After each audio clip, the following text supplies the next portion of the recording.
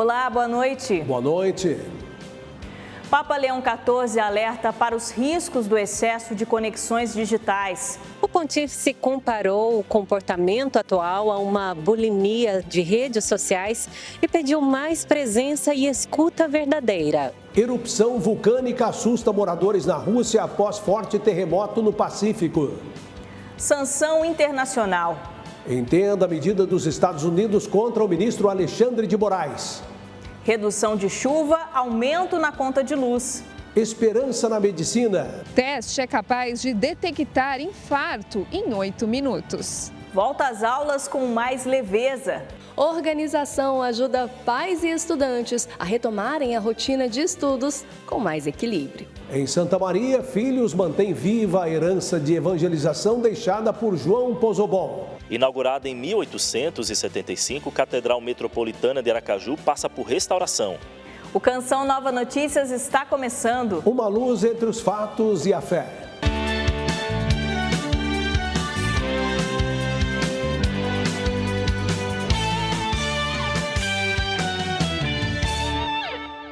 Após o recesso de verão, o Papa Leão XIV voltou hoje às catequeses no Vaticano. A audiência geral reuniu jovens de diferentes países em celebração jubilar. Em sua mensagem, o Papa refletiu sobre o excesso de estímulos e afirmou que há momentos em que queremos apenas desligar tudo. Não é uma jornada mundial da juventude, mas o clima lembra bastante. Jovens de diversas partes do mundo estão reunidos em Roma, com suas bandeiras, culturas e o desejo comum de viver a peregrinação jubilar. Estar aqui perto do Papa, com toda a juventude de todo mundo, é algo realmente muito emocionante. Eles marcaram presença no retorno das catequeses do Papa Leão XIV nesta quarta-feira e encheram a Praça São Pedro de cor e alegria. O Santo Padre encerrou o ciclo de reflexões sobre a vida pública de Jesus. Na catequese de hoje fez um alerta. Vivemos em uma sociedade adoecida por uma bulimia de conexões nas redes sociais. Siamo iperconnessi, bombardati da immagini. Estamos hiperconectados, bombardeados por imagens, por vezes até falsas ou distorcidas. Somos inundados por múltiplas mensagens que despertam em nós uma tempestade de emoções contraditórias. Em sua reflexão, citou o Evangelho de Marcos, que narra a história de um homem surdo e mudo. Isolado da sociedade, Jesus cura este homem, mas a iniciativa parte dos amigos, que se compadecem dele. Segundo o Papa, essa cura não representa apenas a capacidade de escutar e falar, mas também a possibilidade de sair do isolamento. Uma das coisas que eu acho mais incrível é o fato da gente ter uma igreja que é única no mundo inteiro, então a gente vê pessoas do mundo inteiro aqui com diferentes línguas falando, mas a gente sabe que está professando a mesma fé. Após a catequese, os jovens se espalharam por diversos pontos de Roma, onde acontecem os diálogos com a cidade, encontros culturais, artísticos e espirituais voltados à juventude. Aqui, irmãs de Santa Teresa de Calcutá acolheram os peregrinos em uma exposição dedicada à santa. Os visitantes puderam ver objetos pessoais de Madre Teresa, assistir a vídeos e conversar com as religiosas. Também foram realizadas palestras na igreja e pelas ruas. Segue intensa movimentação dos participantes do jubileu. Eu estou na Praça Ressurgimento, um dos locais onde acontece o diálogo com a cidade. Aqui ocorre o Festival de Música Um Só Coração, organizado pela comunidade católica Shalom e pelo movimento de Schoenstatt. É um espaço de entretenimento, adoração, intercessão pela paz, tudo isso embalado pela música que une e inspira os jovens. Onde nós passamos como Igreja Católica, nós somos um só corpo, nós somos os filhos da Igreja. E por isso, com grande amor, nós estamos aqui para testemunhar a nossa esperança e a nossa fé. Poder cantar a paz, poder cantar com alegria tudo aquilo que ele realizou na minha vida nesse tempo de jubileu.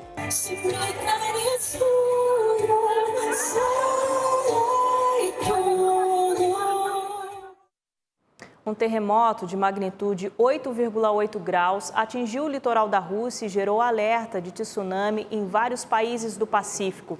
No ponto mais alto da península Kamchatka, epicentro do tremor, o vulcão entrou em erupção. O maior impacto ocorreu no leste russo, onde estruturas do porto Severo-Kurilsk foram arrastadas pela água. Ondas de até 5 metros foram registradas na Rússia. De acordo com uma das diretoras do Serviço Geofísico da Academia Russa de Ciências, a península de Kamchatka está numa área onde 2 placas geológicas se encontram. Ela explica que esse é o motivo para que haja terremotos e tremores secundários nesta região. Alguns países banhados pelo Oceano Pacífico, como Japão, Estados Unidos, México e Chile, emitiram alertas de tsunami e foram atingidos pelas altas ondas. A atenção incluiu a retirada em massa da população, suspensão de trabalhos marítimos e recomendações de não aproximação das áreas costeiras. Até agora, não há registro de vítimas. O terremoto foi o mais forte desde 2011, que destruiu Fukushima, no Japão. A Academia Russa de Ciências chegou a alertar que o vulcão Klyuchevskoy estava em atividade, como mostram as explosões captadas pela câmera de monitoramento. A última erupção aconteceu em abril. E agora a gente vem aqui para o Brasil porque o ministro Alexandre de Moraes, do Supremo Tribunal Federal, é alvo de sanção dos Estados Unidos com base em uma lei usada para punir, segundo o governo americano, violações graves aos direitos humanos. Com imagens de Sani Alves, vamos a Brasília, então, ao vivo com a Aline Campelo, que atualiza as informações para nós. Aline, boa noite para você. Boa noite a vocês e a todos que nos acompanham ao vivo. O nome do ministro Alexandre de Moraes passou a constar no sistema oficial do Escritório de Controle de Ativos Estrangeiros dos Estados Unidos, órgão responsável pela aplicação de sanções internacionais. Mas o que isso significa na prática? A gente explica agora na reportagem. Acompanhe. A Lei Magnitsky foi sancionada nos Estados Unidos em 2012, durante o governo de Barack Obama, como resposta à morte do advogado russo Sergei Magnitsky, vítima de abusos em uma prisão de Moscou. Com o tempo, a legislação passou a ser usada de forma mais ampla, permitindo sanções contra pessoas acusadas de corrupção ou de violações aos direitos humanos, mesmo fora do território americano. Diferente de um processo judicial, a aplicação da lei pode ocorrer por decisão administrativa do governo norte-americano.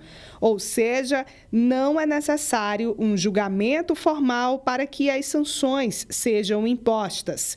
Entre as punições previstas estão o bloqueio de bens, contas bancárias, imóveis e até acesso a serviços digitais vinculados a empresas com sede nos Estados Unidos. Além disso, a pessoa sancionada também pode ser impedida de entrar no país e de realizar transações com cidadãos ou empresas americanas.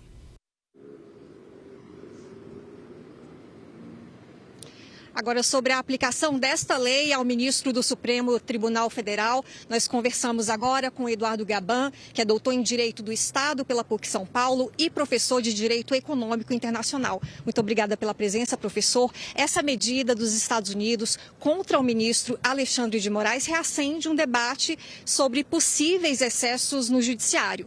Do ponto de vista constitucional, há mecanismos internos para coibir esse tipo de conduta? Eu agradeço a oportunidade, Aline. De fato, a meu ver, haveria no mínimo 2 mecanismos. Um que seria, na minha opinião, o desejável e o outro doloroso, dolorido. Né? O desejável seria o Supremo aplicar o famoso princípio da autocontenção, já que é o Supremo Tribunal, não há nenhum órgão superior a ele. Né? Então, por exemplo, com a aplicação do princípio da autocontenção, o Supremo deixaria, por exemplo, de levar adiante atos de investigação, né? E aplicaria com maior rigor e maior conservadorismo as regras de impedimento. Logo, uma possível vítima não poderia estar envolvida na investigação e tampouco no julgamento. Então, isso seria o desejável, o ideal. Agora, o mais doloroso é a regra do impeachment, que cabe ao Senado Federal e há tantos e tantos pedidos de impeachment já protocolizados nesse sentido. Professor, existe base jurídica para que o governo brasileiro recorra ou responda a esse tipo de sanção internacional? E que tipo de instrumento o Brasil pode acionar nesse momento? Essa é uma pergunta interessante, porque, na realidade, a vítima, ou digamos, a pessoa endereçada da medida do presidente Trump é o ministro Alexandre de Moraes na sua pessoa física. Então, não diria que é uma reação do governo brasileira, mas uma reação, um direito de defesa que o próprio ministro, como ser humano, tem na justiça norte-americana. Então ele tem esse direito. No regular processo, devido ao processo legal americano, ele pode, ao Tribunal de Apelação de Washington, apresentar a sua defesa e comprovar que o governo norte-americano exagerou, não tem evidências suficientes, não tem que sustentem essa punição tão gravosa que estão aplicando a ele. Agora, o governo pode, de fato, e deve estar fazendo no presente momento, estabelecendo caminhos diplomáticos, né? Porque a gente não pode olhar para esse problema isoladamente, ele tem que ser colocado no contexto. Então, há um contexto mais amplo em discussão, que envolve tarifas, envolve uma série de questões. Muito obrigada pela contribuição, professor Eduardo. Agora, uma última informação: o presidente dos Estados Unidos, Donald Trump, assinou hoje uma ordem executiva que impõe formalmente tarifa de 50% sobre produtos brasileiros. A medida foi justificada no documento como resposta, abre aspas, a uma ameaça em comum e extraordinária, fecha aspas, à segurança nacional, política externa e economia dos Estados Unidos. O texto isentou itens como suco de laranja, petróleo, metais e peças de aeronaves. A gente segue acompanhando. Volto com vocês no estúdio.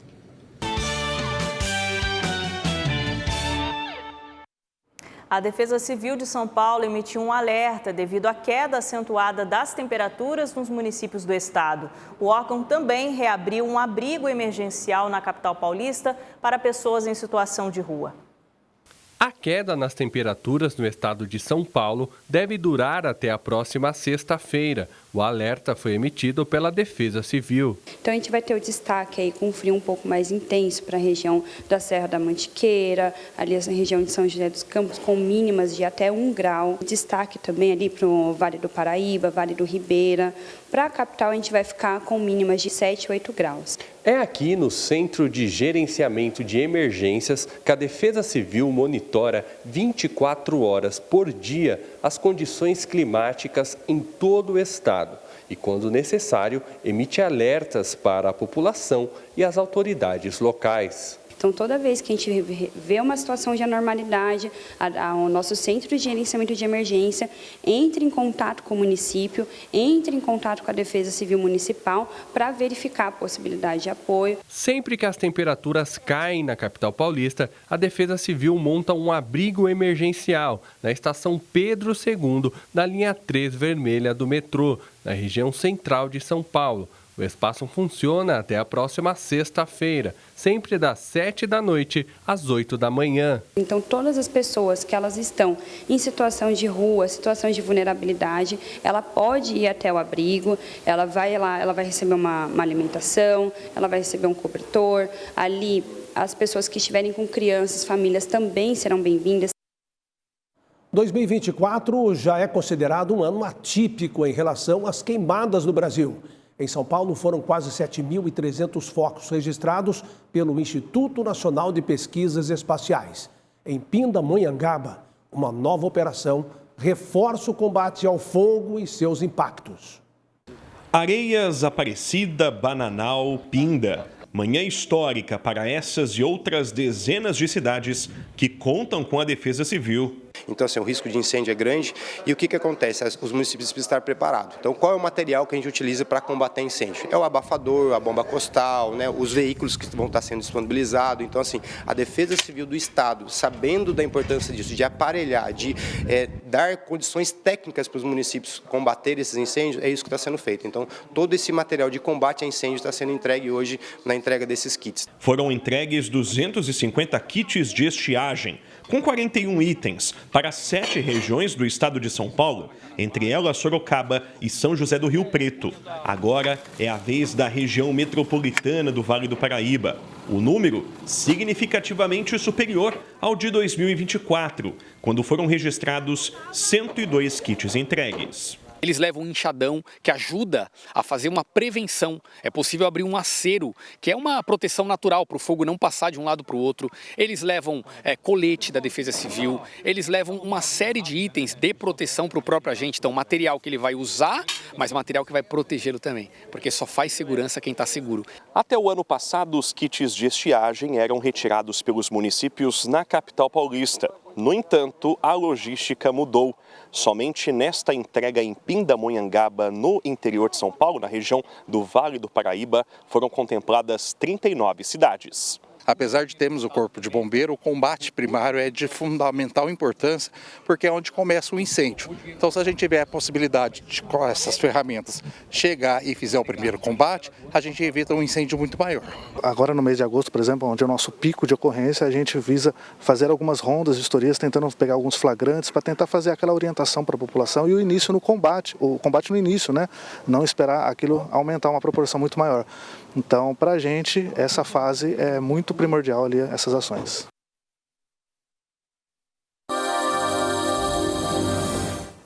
Como você viu na reportagem, muitas cidades sofrem com os impactos da estiagem. É o caso de Brasília, que está há 68 dias sem chuva e tem um aumento significativo do risco de queimadas. A capital Goiânia estará amanhã com apenas 23%, seguido de Cuiabá com 26% e Campo Grande com 27% de umidade. Não há previsão de chuva amanhã no centro-oeste. O tempo permanece seco e firme por lá. No Brasil de tantos climas, teve também mar agitado. Como você vê nas imagens, uma ressaca em Guaratiba, litoral norte do Rio de Janeiro, foi tão forte que até balançou um ônibus. Amanhã pode ter chuva fraca no litoral do Rio de Janeiro, Espírito Santo e nordeste de Minas. E o dia começa mais frio por aqui, no Vale do Paraíba, Grande São Paulo e sul de Minas, onde inclusive pode gear. No nordeste, a chuva continua no litoral da Bahia, Pernambuco e Paraíba. Parte do Maranhão fica com tempo seco no interior. Já no norte, as chuvas se concentram nos extremos, com destaque para o Amapá, Acre, Roraima e onde as temperaturas seguem elevadas. No sul, não há previsão de chuva, embora as temperaturas comecem baixas pela manhã e se elevem ao longo do dia. O frio predomina por lá e há possibilidade de geada. Mínima aí de 4 graus em Curitiba, 6 em Porto Alegre e 7 graus em Florianópolis. A gente encerra com imagens do Vale dos Caminhos da Neve, onde um menino brinca com seu cãozinho na grama coberta de geada em São Joaquim, Santa Catarina, que hoje chegou aos 4,6 graus negativos e fez o gelo da cena contrastar com o calor das emoções. Um teste criado por um brasileiro promete revolucionar o diagnóstico de infarto. Ele é capaz de detectar a doença em menos de 10 minutos e a inspiração veio de uma experiência pessoal com o problema. Em 2016, quando tinha 25 anos, Raul sentiu fortes dores no peito, procurou o pronto atendimento e recebeu o diagnóstico: infarto. E foi causado por um evento de estresse, conseguir passar por isso sem nenhuma sequela.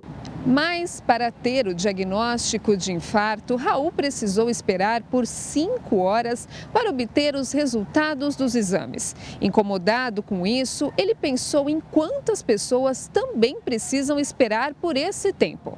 Foi aí que ele transformou a sua dor em inovação, criando um dispositivo capaz de detectar a doença em menos de 10 minutos. Foram 8 anos de estudos com apoio financeiro da Fundação Amparo à Pesquisa do Estado de São Paulo, a FAPESP. O resultado foi a criação do aparelho que entrega resultados semelhantes aos de laboratório, em até 8 minutos. O exame de troponina cardíaca, que é o biomarcador para o diagnóstico de infarto agudo do miocárdio. Uma gotinha desse sangue é aplicada no nosso sensor, recebe esse sangue, gera uma reação e daí esse cartucho vai dentro de uma máquina que faz a leitura. Essa leitura ela só pode ser feita por profissionais da saúde. Hoje o diagnóstico de infarto já é mais rápido que em 2016, mas ainda pode levar tempo precioso. A gente tem os tipos de infarto que a gente consegue olhar o eletrocardiograma e já dar um diagnóstico, e tem alguns outros casos que a gente não consegue fechar o diagnóstico apenas pelo eletro. Nesses outros casos, a gente precisa de exames laboratoriais. Esses exames laboratoriais, o mais popular e conhecido deles, hoje em dia, é a troponina cardíaca. E esse exame, nos melhores centros do Brasil, isso aí pode levar, no mínimo, 30 minutos, 1 hora. Por isso, tornar o diagnóstico mais rápido pode evitar sequelas. Quanto mais rápido, menor as potenciais consequências deletérias que o infarto pode causar no coração. O teste rápido para infarto segue em estudos clínicos, para depois ser aprovado na Anvisa e ser colocado no mercado. Raul já prevê que o método possa ajudar em outras doenças. Nós estamos hoje focando na área cardiovascular, mas queremos expandir para a oncologia, para o diagnóstico e acompanhamento do tratamento de câncer. O segundo semestre já começou para muitos estudantes e com ele a necessidade de retomar a rotina. Mas como organizar o dia a dia da família depois das férias? Pois é, Fernanda, uma boa preparação pode fazer toda a diferença, tanto para crianças pequenas quanto para os adolescentes que vão enfrentar o Enem. Durante as férias, a pequena Manuela aproveitou bastante. Eu brinquei com a minha amiga. Eu escorreguei, eu balancei. Depois dos dias de descanso e diversão, voltar à rotina exige planejamento. Para Mônica, a volta às aulas começa antes mesmo do primeiro dia letivo. Alguns dias antes a gente começa a mexer nos materiais, também participam, né? Vem o que pode ser reaproveitado, o que precisa comprar novo, o que precisa ser limpo. Eu acho que o mais importante mesmo é o horário, né? Brincar na pracinha, no horário que a gente sempre sai quando tem a rotina escolar. Trago eles para dentro de casa, né? Para almoçar no horário certinho, para sair para a escola não se atrasar. Nosso processo de adaptação, ele demora aproximadamente 21 dias para a gente retomar a rotina. Então, é necessário que a gente comece antes do período escolar. Uma rotina bem estruturada reduz o estresse, evita esquecimentos e ajuda as crianças a retomarem o ritmo sem tanta dificuldade. A criança ela precisa de segurança. E como que se dá essa segurança? Rotina. Uma rotina pedagógica, uma rotina em casa. Isso facilita com que ela tenha segurança em fazer todo esse processo. E essa organização não é importante só para os pequenos. No segundo semestre, muitos adolescentes vão passar por uma fase decisiva, os preparativos para o Enem. E é aí que o planejamento para o retorno a uma fase mais intensa de estudos pode fazer a diferença. Ele precisa lembrar daquilo que ele busca, né? Avaliar de onde ele parou, retomar os estudos gradativamente, para que ele saiba de onde começar. Organizar a rotina e manter o diálogo é cuidar da saúde emocional de toda a família e garantir um segundo semestre com mais leveza e bons resultados. Uma dica para os pais, né? É você saber sentar no sofá e ouvir sem recriminar, ouvir sem colocar os seus apontamentos, escutar aquele adolescente, escutar de coração, para que você saiba dar o direcionamento correto ou apenas acolher aquele momento. Quarta-feira de Copa do Brasil, quebra de recorde na natação e o desempenho dos melhores atletas do voleibol mundial. Confira os destaques do CN Esportes com Alan Toledo.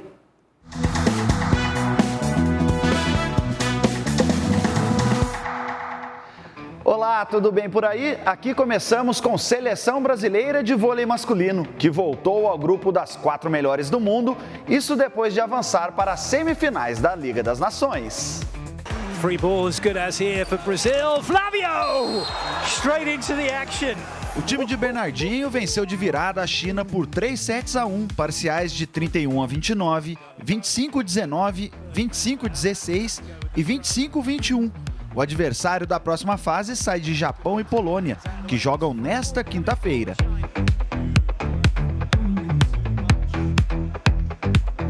Desde 2021, a seleção não figurava entre as 4 melhores do mundo. De quebra, encerrou o jejum de 3 anos, sem ultrapassar as quartas de final. Meu xará Alan foi o grande destaque da partida com 26 pontos. E o Brasil segue firme na luta pelo título. But they can't make it work. Flavio gets the last word. He makes the block. Brazil take the set. Das quadras para as piscinas de Singapura, teve recorde mundial por lá. O campeão olímpico Léon Marchand reduziu o calendário de provas e deu certo. O francês quebrou o recorde mundial dos 200 metros medley individual, que durava desde 2011. Dono de 4 medalhas olímpicas em Paris 2024, o atleta de 23 anos volta às águas de Singapura para as finais dos 400 metros medley em seu programa de eventos individuais. E o Botafogo venceu o Bragantino na abertura das oitavas de final da Copa do Brasil e a competição movimenta a noite de hoje no futebol. Destaque para o Clássico Paulista. O CSA recebe o Vasco neste instante em Alagoas. Nas 13 partidas oficiais até agora, são 4 vitórias do CSA, 5 empates e 4 vitórias do Vasco. O Bahia recebe o Retrô na Arena Fonte Nova. E o Cruzeiro, que busca recuperar o bom futebol, vira a chave e enfrenta o CRB no Mineirão, daqui a pouquinho às 7h30 da noite. Caio Jorge, artilheiro da equipe, confirmadíssimo para a partida. No duelo de times da Série A tem Internacional e Fluminense no Beira-Rio e o Clássico Paulista na Neoquímica Arena. O Corinthians recebe o Palmeiras às 9h30 da noite. Para o confronto, o Timão conta com Yuri Alberto, que pode se tornar o maior artilheiro do derby no século. Já o Palmeiras quer manter o bom momento com 3 vitórias e 1 empate e conseguir um bom resultado para o jogo de volta no Allianz Parque. Amanhã tem mais CN Esportes. Uma boa noite para você. Aos 150 anos, a Catedral de Aracaju passa por uma nova etapa de restauração e reforma. Com uma metodologia inovadora, as obras seguem com o templo aberto e as celebrações mantidas normalmente.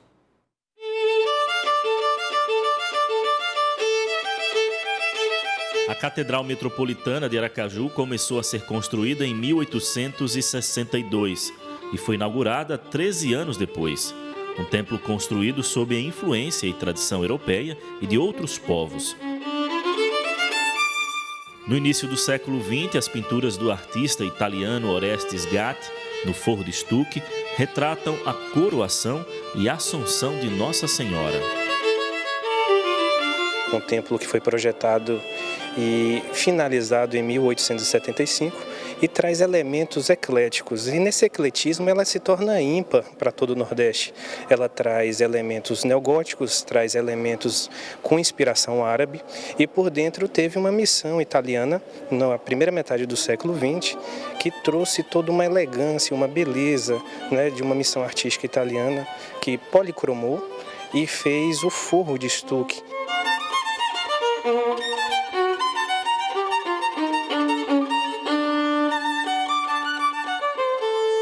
A nova etapa de restauração tem metodologia diferenciada. A igreja se manterá aberta ao público durante todo o processo. Os fiéis terão a oportunidade de ver e sentir de perto a preservação da história. Vai poder ver como é essa questão do restauro e vai poder acompanhar o dia a dia. Então, acredito que é uma grande mudança, onde vai ser uma grande felicidade para o povo sergipano. Como dizia o Papa Francisco, pela arte descobre-se a beleza de Deus.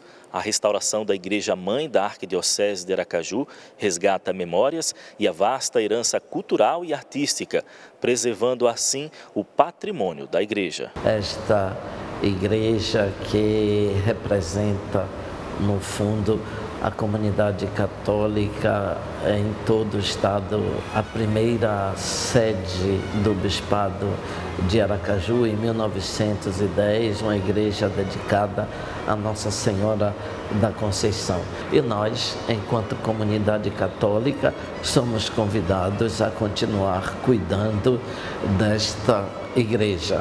Quer queira ou quer não, a Igreja Católica cuida de aproximadamente mais de 70% do patrimônio histórico brasileiro. Então, nossa história está intimamente entrelaçada à Igreja Católica. Gerir e cuidar, zelar disso é uma missão fantástica.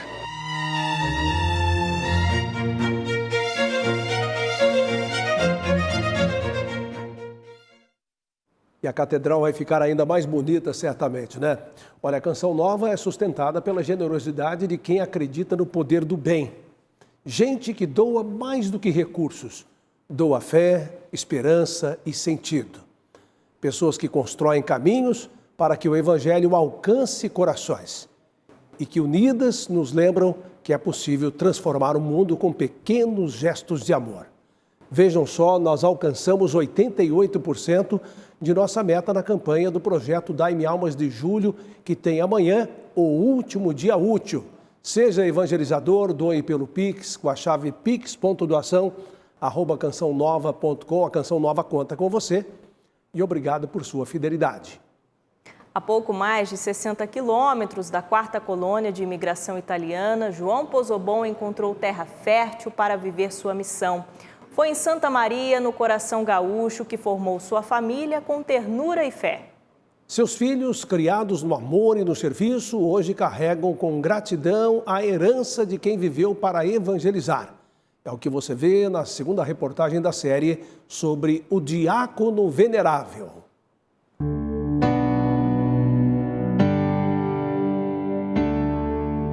Pozzobon deixou o comando de uma pousada em Restinga Seca e se mudou com os filhos para Santa Maria, para cuidar da saúde da esposa Teresa, diagnosticada com tuberculose. Apesar dos esforços, ela não resistiu. Mais tarde, casou-se com Vitória e assumiu um armazém no quilômetro 3 da nova cidade. O espaço comercial também era o lar da família. Dos 7 filhos, 4 ainda estão vivos. Tivemos a alegria de reunir 3 deles para recordar com carinho uma história marcada pela fé e pelo amor. Bastante tempo. Trabalhei, não me lembro quanto, mas daí cada um trabalhou um pouco, né, Berto? Aí cada um trabalhou um pouco, daí a gente ajudava ali no armazém, tudo, fazer as coisas, tudo no bom sentido, né? Porque meu pai disse, nem nada de lograr as pessoas, como diziam, né? Sempre ali 1 quilo é 1 quilo, certo? Nada de diminuir, tudo certinho. Ele era muito consciencioso. De manhã, quando a gente levantava, já rezava, não precisava rezar o terço, mas fazer oração da manhã. Depois tomava o café, ao meio-dia a gente também fazia oração, e a janta também, né? E sempre ia na missa, todos os dias principais, assim, né? E para meu pai foi maravilhoso, nos ensinou tudo, né? E o que eu digo que ele é, há muitos anos, santo. A senhora imaginava, aos 90 anos, ver o seu pai? Não tinha pensado isso. Mas eu sabia que um dia chegava, né? Mas não imaginei que agora ia acontecer. Hoje é possível visitar o quarto do venerável, ver seus pertences, suas vestes, os cômodos da casa-museu, como a cozinha e a sala, e também seus escritos artísticos, fruto de oração e intimidade.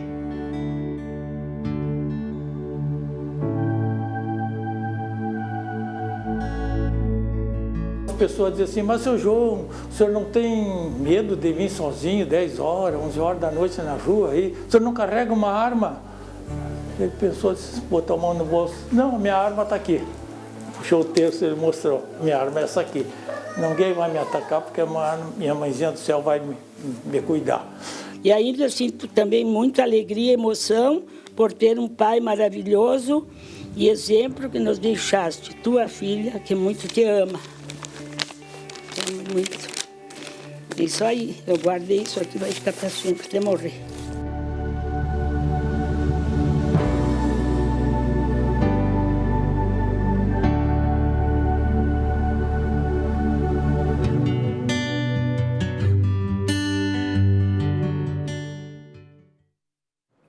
Na reportagem de amanhã, você vai ver como a evangelização com a conhecida Capelinha da Mãe Rainha percorre lares no Brasil e em diversas partes do mundo.